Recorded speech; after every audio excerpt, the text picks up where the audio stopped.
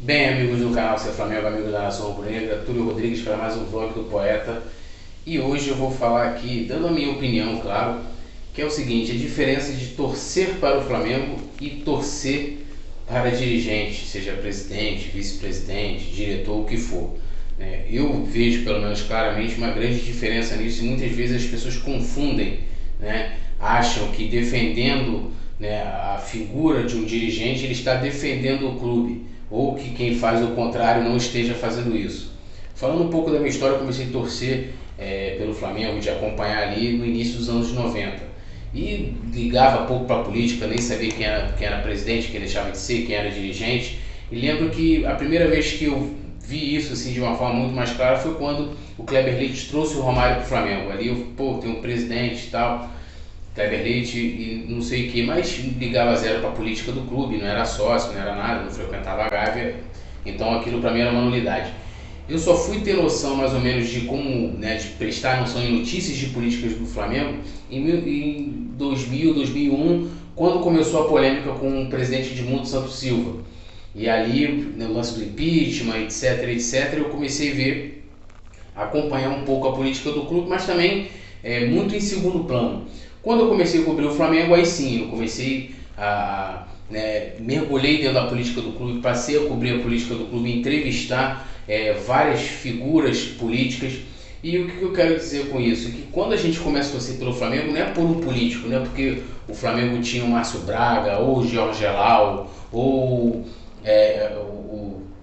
a Patrícia Amorim, Bandeira de Melo, Landim. Não, a gente começa a torcer pelo Flamengo por causa dos jogos, né, do Maracanã, os craques, as vitórias, os títulos, uma série de situações. E isso geralmente fica em segundo plano: quem é o dirigente, quem é o presidente, quem não é. A gente não se importa por isso, a gente não se apaixona pelo Flamengo por causa disso, a gente se apaixona pela emoção que ele nos causa nos jogos, né? E aí pode ser também em outros esportes, no vôlei, no basquete, né? Eu conheço várias pessoas que acompanham muito o basquete. Então a nossa paixão, a nossa vontade de acompanhar o clube vem para uma outra frente, é justamente pelo que o esporte causa na gente e não pelo que uma pessoa faz. E uma grande comparação, analogia que eu posso fazer com relação a isso é justamente aos jogadores. Quando o Gabigol, o Arrascaeta, o Everton Ribeiro, o Diego, quem for, perde um gol, erra uma jogada, você não critica? Claro que critica. Eu mesmo critico. No jogo mesmo, na final da Libertadores, quantas vezes a gente criticou o Gabigol, às vezes por não passar uma bola, às vezes por ter finalizado errado. É natural, é do jogo, é da vida também. E eu vejo as pessoas que, quando a gente critica uma ação de qualquer dirigente, e aí hoje a gente tem um Landim, mas antes com Bandeira acontecia a mesma coisa, e acontecia também a mesma coisa com a Patrícia Amorim, de que quando você critica um dirigente, você não pode, porque você está criticando o Flamengo pelo fato de você ser flamenguista, de você torcer. E geralmente quando uma pessoa discorda, eu esses dias tenho colocado vídeos e conversado, né, feito entrevistei o Mauro César, o Flamengo da gente, e a gente falou daquele encontro do Flamengo com o Bolsonaro.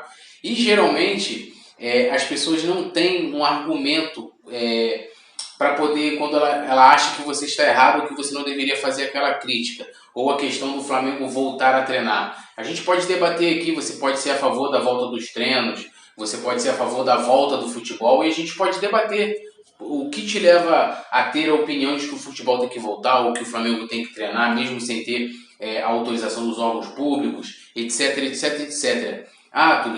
O Flamengo pode voltar por isso, por aquilo, o futebol... A gente pode debater isso, é natural, e o democrático é isso. É cada um ter a sua opinião e a gente debater ideias. Agora, o que eu tenho lido, tanto nas minhas redes sociais, do blog e também aqui no canal, as pessoas simplesmente não argumentam nada e vão lá: se criticou o Bolsonaro, você é esquerdista, você é socialista, é comunista, é isso. Né? Então, ou seja, a pessoa acha que atacando a minha pessoa e não contradizendo a minha opinião, ela está contra-argumentando e acha que aquilo está acrescentando em alguma coisa. E também isso, tipo, como é que pode um flamenguista criticar o Flamengo, que na verdade não é, o Landim não é o Flamengo, ele hoje está como presidente do Flamengo, ele faz parte do Flamengo de um todo, que tem a sua torcida também. Daqui a 3 anos pode ser que ele não esteja lá, ou porque ele não queira concorrer, ou porque ele possa vir a perder a eleição, como aconteceu com Bandeira, né? São passageiros. Agora, é aquela comparação, quando o Gabigol perde um gol, você não critica, a mesma coisa é o dirigente. Quando eu passei a acompanhar a política do clube, eu comecei a ver dessa forma. O dirigente errou, a gente critica. O dirigente acertou, a gente elogia. Assim como a gente elogiou que o Landim trouxe o Gabigol, através lá do Marcos Braz, que negociou o Bruno Spindel, a gente critica também quando ele faz algo de errado. E essa reunião lá, falando especificamente do assunto mais polêmico do momento, que é ele ter ido, quebrado a quarentena dele, né? Ido se encontrar com o presidente, um médico do clube também, sem ter qualquer tipo de EPI. Eu até vi a resposta do Tanuri que nem cabe. Os médicos que estão se colocando no risco são aqueles que estão ali de frente para salvar vidas. E mesmo assim eles têm que ter os EPIs, a máscara, a roupa, tudo. Eles não vão de peito aberto enfrentar o vírus. Quem fez isso, como aconteceu na Itália com diversos profissionais da saúde, que não tinham EPIs, por faltar mesmo, até mesmo no mercado, foram também contaminados. Então há uma grande diferença. E aí sim tem que se criticar. Ah, mas você está criticando porque é o Bolsonaro? Ou hoje sim é porque é o Bolsonaro, porque a gente está passando por uma crise sanitária no país. A gente tem um governo que a cada dia que passa tem mais, cai a sua aprovação, tem mais reprovação, aumenta todo dia exponencialmente. E você vai pegar a imagem do Flamengo, isso falando a grosso modo, eu falei mais disso no vídeo de ontem, o link está aqui na descrição. Você pega um governo que está tendo uma reprovação maior, e você pega o Flamengo, que, né, hoje a sua imagem de um trabalho feito a longo prazo, né, desde 2013 para cá, conseguiu conquistar o mercado, ter uma boa imagem para o mercado, uma boa imagem para a sociedade, uma boa imagem para a torcida e também para a imprensa, que muitas vezes as pessoas reclamam. Você vai pegar a imagem do Flamengo e se associar a um cara no momento em que você deveria evitar aglomerações, em que aquela reunião ali, eu acho que foi totalmente sem sentido, mas se havia necessidade de ter a reunião, poderia ter feito por videoconferência. Então não justifica você pegar, associar a imagem do Flamengo, mas essa é a minha opinião, assim como de muitas outras pessoas. Seria muito errado da minha parte dizer que a torcida do Flamengo não... Tem gente que eu vi, gente lá que concordou com a ida do presidente lá, mesmo eu achando totalmente sem sentido. Se você fosse discutir a volta do futebol brasileiro, cadê os representantes dos outros times? Cadê a representatividade dos outros estados? Não tinha ninguém, só tinha dois dirigentes do Rio que defendem a volta, né, do futebol, né, e das atividades, que é Flamengo e Vasco. O Dr. Tanuri foi lá e discutiu o protocolo. O médico do Vasco também participou do protocolo. Por que ele não esteve lá?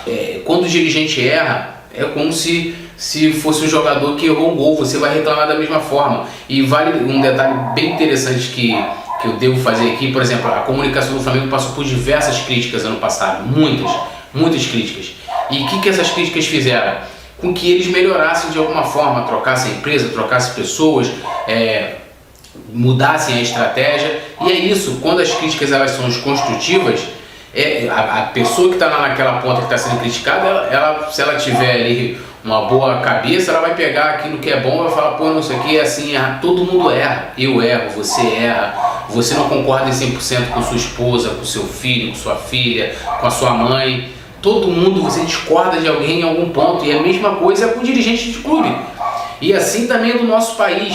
Eu não sou daqueles que você deva concordar com tudo porque você votou numa pessoa, ou você deva discordar de tudo porque você não votou. Eu acho que a gente deve elogiar as coisas boas e deve criticar as coisas ruins, independente de quem seja. Mas eu penso assim, eu não posso dizer para você como que você deve pensar ou deixar de pensar, mas há uma grande diferença entre você é brasileiro, você critica o Bolsonaro, você vai deixar de ser brasileiro? Você é pai, se você critica o seu filho, se você o adverte de alguma coisa, você vai deixar de ser pai por causa disso? Não vai. Então é a mesma coisa com relação ao Flamengo. Hoje essa diretoria que está lá, eles estão lá com prazo até 2021. Pode ser que se renove para mais 3? Pode, mas obrigatoriamente em 2024 vai mudar. Ponto. Se o Landim quiser concorrer à reeleição e ele vencer a eleição, ele na outra ele não vai poder concorrer, então de alguma forma vai mudar. Eles estão lá, eles não são o Flamengo, eles são representantes do Flamengo.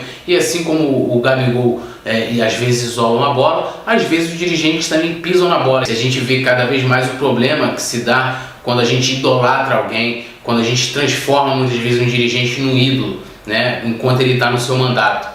Então, os erros a gente tem no Flamengo, a gente tem também no país, não só com relação a esse governo, mas a governos passados, e isso não tem nada a ver com ideologia. Eu não sou de esquerda, não sou de direita, e também não tem problema nenhum se alguém quiser me chamar do que quiser, simplesmente eu vou ler, vou ignorar. E como eu sempre falo, a gente tem que cobrar dos nossos dirigentes sim, quando eles erram, a gente tem que elogiar quando eles acertam, e cobrar para melhorar sempre, para melhorar mais. E isso vale para a nossa vida também, sempre aquela autocrítica que é sempre importante, a gente olhar para si sempre, se questionar também, isso é importante, isso é para a vida. Então, muitas vezes as pessoas também colocam nas redes sociais o que ela é na vida, né? Talvez ela se deva achar perfeita, que ela não erra, que ninguém a questiona, ou que ela não questione ninguém, ou talvez ela se relacione somente com pessoas totalmente perfeitas, que não tem crítica nenhuma, isso não existe em lugar nenhum. Era isso aí o meu recado, deixa aí o seu comentário aqui o que você achou. Tamo juntos, Orações Rubro Negras, se inscreva, ative as notificações e vamos que vamos.